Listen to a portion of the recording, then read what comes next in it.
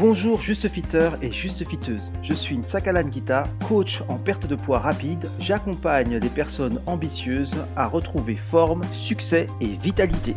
Bonjour Juste Fitter, bonjour Juste Fitteuse, j'espère que vous allez bien, bienvenue dans ce nouveau podcast. Aujourd'hui, nous allons parler de perte de poids, toujours, on ramène toujours tout à la perte de poids.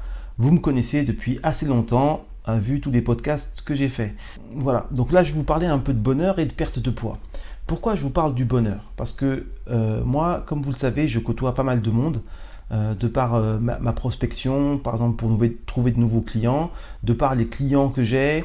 Donc en fait, moi, depuis que j'ai commencé, depuis que je suis entrepreneur, ça fait quand même un bout de temps, j'ai été amené à côtoyer beaucoup de monde. J'ai côtoyé des mondes dans les salles de sport. Avant ça, j'avais moi-même ma propre salle, donc on tournait à peu près à 500 adhérents par an. Voilà, donc j'ai toujours côtoyé beaucoup de monde. Je suis présent sur les réseaux sociaux.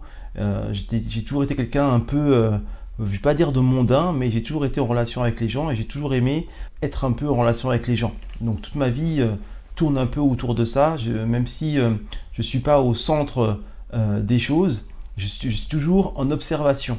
Et d'ailleurs, j'ai fait aussi des études de philo, je me suis intéressé à la danse, à différents sports. Et dans tous ces aspects, je suis toujours en observation. J'observe, on va dire, l'humain de façon philosophique, psychologique. J'observe l'humain au niveau corporel, par sa façon de se mouvoir, l'analyse que j'ai, notamment par rapport à la danse. Parce que en danse, en fait, à l'époque où je dansais, il fallait faire des chorégraphies. Donc il fallait tout le temps s'adapter en fait à la personne qui créait la chorégraphie ou la personne qui donnait les pas, puisque c'est elle, entre guillemets, qui avait la vérité, puisqu'elle donnait le pas et nous, on devait reproduire le pas aussi juste que possible. Et pour ça, il faut rentrer dans l'énergie de la personne qui l'a donné. C'est pas juste tu refais quelque chose de mécanique, il faut que tu rentres dans l'énergie, il faut comme si tu rentrais dans la tête ou dans le corps de la personne qui le donne de façon à reproduire au mieux ce qu'elle a donné. Limite, il faudrait que ce soit quasiment des jumeaux qui dansent, quoi. Vous voyez ce que je veux dire ? Il faut qu'il y ait une osmose. Et c'est là où ça match. Et pareil dans les sports de combat, lorsqu'on te montre une technique, notamment lorsque c'est un coup, il faut rentrer dans l'énergie de la personne qui donne le coup. Il faut comprendre l'énergie du coup, comprendre les déplacements, tout ça en fait. Bon bref, tout ça pour dire que j'ai toujours été au contact des gens. Et donc à partir de là, maintenant, je dresse un constat et je remarque que les gens sont dans un autre monde. En fait, même moi, parce que je le constate chez les gens, je le constate également chez moi. Nous sommes dans un autre monde. On croit être dans le présent, on croit être dans la réalité, mais en fait, nous vivons dans des mondes totalement métaphoriques. Ça n'a rien à voir, totalement onirique. On n'est pas en fait dans la réalité. Parce que si on serait réellement dans la réalité et dans l'instant présent, on ne ferait pas les choses que l'on fait et on reverrait tout beaucoup plus justement. Je suis dans la perte de poids et donc souvent lorsque je m'adresse aux gens, c'est pour les aider. Lorsque je propose mes services, c'est pour les aider. C'est parce que je vois qu'il y a un problème.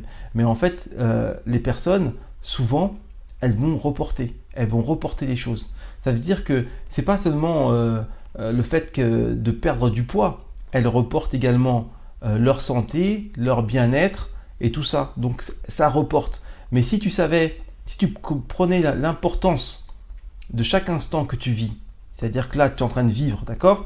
Donc tu es dans un corps qui est défectueux parce que tu as déconné ou parce que tu sais pas ce qu'il faut faire réellement, tu fais pas le taf en fait pour que ton corps soit opérationnel. Donc tu es dans un corps défectueux, à plus ou moins, les degrés varient en fonction de ton état, d'accord ? Ok. Donc si réellement tu es dans l'instant présent, tu sentirais en fait que ça ne va pas. Par exemple, tu as des personnes qui ont des pathologies qui vont advenir, d'accord ? Ou soit ils ont des problèmes, mais c'est que lorsque c'est vraiment très grave qu'ils se rendent compte qu'ils ont un problème. S'ils avaient vérifié en fait leur corps avant, s'ils avaient été dans leur corps et habité leur corps au moment présent, ils auraient pu régler le problème.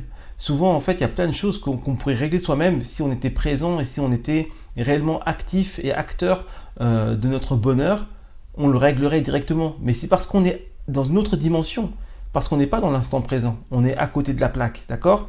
L'instant présent est ici, la vie c'est ici, mais toi tu es ailleurs. Tu es porté dans le passé, tu es porté dans un futur qui n'existe pas, un futur qui est créé par ton passé et que tu crois que... Mais en fait non, tu es dans les limbes en fait. La réalité, la vérité, elle est présente. Le bonheur, il doit être présent Et toi, tu dois être présent. Présent dans ton corps, présent dans ton esprit, maintenant. Et c'est pour ça que tout ce que tu fais et tout ce que tu vis, il est important qu'il y ait une qualité dans ce que tu vis et dans ce que tu fais. Mais les gens ne se soucient pas de ça. Les gens sont en mode survie, ils sont en pilotage automatique. Ils avancent comme des zombies. Vous voyez les zombies dans Walking Dead? Ah ben c'est ça que vous êtes, c'est ce que nous sommes. Nous sommes des zombies dans Walking Dead. On marche comme ça, sans but, on erre comme des troupeaux parce qu'on se rassemble tous. Et dès qu'il y a du bruit, on se dirige vers le bruit. Voilà ce qui se passe. Or qu'on devrait tous être des Bouddhas, ah ben non, nous sommes tous des zombies. Nous ne sommes pas éveillés. Et nous ne sommes pas à l'écoute de nous-mêmes, et nous ne sommes pas à l'écoute de notre bonheur, de notre bien-être, nous ne sommes pas à l'écoute de la réalité, nous ne sommes pas à l'écoute de la vie. Parce que quand tu ne t'écoutes pas, et quand tu te détériores, et quand ça ne te dérange plus de te détériorer, tellement tu ne t'écoutes pas, que tu ne te rends même pas compte que tu te détériores et ça ne te dérange plus. Ben, quand tu arrives à ce point-là, c'est que tu es en mode zombie. Tu es en mode zombie, c'est-à-dire que tu n'es plus vivant en fait. Parce que la façon dont tu vis te conduit vers la décadence et donc te conduit vers la mort, quoi. D'accord? Parce que la mort, c'est un peu comme le cancer, par exemple. Le cancer, pour moi, c'est la maladie, c'est une grosse maladie. La mort, c'est la plus grosse maladie qui soit, en fait. C'est que tu vas vers quelque part, et en fait, une fois le terminus, c'est la mort. D'accord? Et à partir du moment où tu ne fais plus attention et que tu commences à avoir des bricoles, ben quelque part, tu te diriges vers ça. Puisque logiquement, si tu étais attentif et si tu habitais ton corps et tu habitais le moment présent et que tu créais ton bonheur, eh ben, tu pourrais tout résoudre et donc tu serais bien. Donc tu n'irais pas vers là, tu irais vers la vie en fait. Et tu serais en train de vivre. Et c'est parce qu'on est en mode zombie qu'on ne se rend pas compte. Les zombies, eux, ils ont plus de sensibilité. S'ils se cognent contre quelque chose, ils ne se rendent même pas compte. C'est-à-dire que là, vous voyez, on voit souvent des zombies avec la jambe cassée, ou ils sont tout étripés, ou je ne sais quoi, et ils continuent à avancer. Eh ben nous, parce que je m'inclus aussi dedans, nous, c'est la même chose. Mais à la différence de vous, parce que je vous observe, je m'en rends compte. Et c'est pour ça que je fais ce podcast. Pour me désolidariser et pour me désolidariser même de moi-même. Pour que je puisse prendre du recul par rapport à moi-même. Parce que tu n'es pas ta pensée et tu n'es pas ton corps. Même si ton corps t'appartient, même si tu habites ton corps, et même si ta pensée t'appartient, et même si tu habites ta pensée, tu n'es pas ta pensée, tu n'es pas ton corps. Ce que je suis, ma personnalité, ce n'est pas moi. Ça, c'est un habit. Ma personnalité, ma façon de penser est un habit. Mon corps est un habit, un véhicule. Mais moi, je suis autre chose. Et comme je suis autre chose, je peux prendre du recul par rapport à tout ça. Et il faut prendre du recul de façon à pouvoir ajuster le tir. De pouvoir ajuster la direction vers laquelle on se dirige. Ce qui est très important. Et les gens avancent, comme je dis, comme des zombies. Et moi aussi, j'avance, à part maintenant, parce que je commence à m'en rendre compte, comme un zombie. D'accord? Et donc, comme je disais, moi je démarche des gens qui ont des problèmes. Je vois bien qu'ils ont des problèmes dans leur énergie, dans leur physique. Donc ils sont en train de se dégrader en fait. Ils sont en train d'aller mal, c'est-à-dire qu'ils ne vivent pas. Si tu es dans l'instant présent et si tu crées ton bonheur, tu es bien. Donc tu es en bonne santé et tu es bien. À partir du moment où tu commences à te dégrader, c'est que tu es à côté de la plaque. Mais tu peux rectifier le tir. Tu peux rectifier ça en faisant attention à ce que tu fais. En prenant conscience de la réalité et du moment présent. En prenant conscience que tu es dans un rêve. En gros, en te réveillant. Si tu te réveilles, tu vas te rendre compte. Tu vas te rendre compte, ben, bizarrement, j'ai mal aux genoux. Bizarrement, j'ai mal au dos. Je me sens pas bien. Je digère mal. Je dors mal. Je respire mal. Mon corps est engourdi. Plein de petits détails, des subtilités. La subtilité, voilà. On perd cette subtilité. On perd notre intuition. On perd les petites choses qui font la différence. Et c'est sur ça qu'il faut s'axer. Il faut s'axer sur les choses qui font la différence. Les petites choses qui améliorent le tout. Et lorsque vous avez plein de petites choses que vous rectifiez, après le tout s'améliore. Mais à partir du moment où on est désensibilisé et qu'on ne fait plus attention aux petites choses, c'est là où on va se dégrader et c'est là où tout va se détériorer. Et c'est ça qui se passe. Et pour beaucoup de monde. Parce que, par exemple, moi, sur les réseaux sociaux, je suis beaucoup de monde. Enfin, beaucoup de monde me suit, ou moi, je suis beaucoup de monde. Enfin, vous comprenez, quoi. Et j'en vois vraiment très peu qui dégagent ça de par ce qu'ils pensent, par ce qu'ils font, de par ce qu'ils rayonnent. Il y en a très peu. Et même dans la vie réelle, quand vous croisez des gens, vous allez au supermarché, vous êtes dans le métro et tout, il y en a très peu. Très très peu. La majorité sont endormis. La majorité ne vont pas vers leur bonheur. Or, le bonheur est dans le moment présent. Le bonheur, c'est maintenant. On ne devrait pas accepter de ne pas être dans son bonheur. Et on ne devrait pas accepter de ne pas travailler à son propre bonheur maintenant. En gros, si le monde marchait à l'endroit, je serais submergé de demandes et je ne pourrais même plus en accepter. Pourquoi ?